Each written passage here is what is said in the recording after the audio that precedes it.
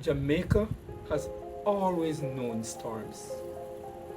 Not just the ones that rise from the sea, but the ones that test our faith, our land, our spirit. Hurricane Melissa was one of those storms. It came with force and it left us with questions. In the days after Melissa, the silence was loud. Crops destroyed, livelihood shaken. Communities standing still, not because we were defeated, but because we were gathering strength. As an entrepreneur and a farmer, I watch the land I love struggle to breathe. As an author, I search for words. As a Jamaican, I remember who we are. Recovery didn't begin with machines or money.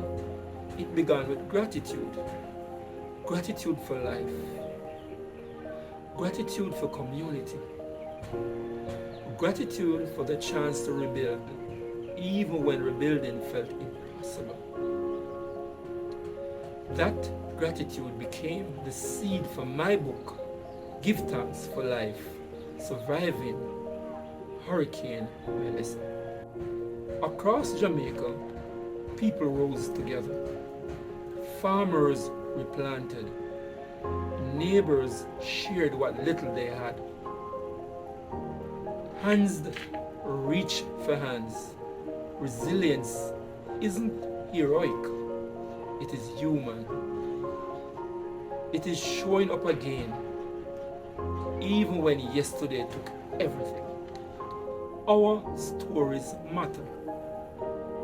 They are how we heal, how we remember, how we teach the next generation that storms may bend us, but they do not break us. Literature, film, and oral tradition carry our truth forward. Hurricane Melissa tested us, but it also reminded us of who we are.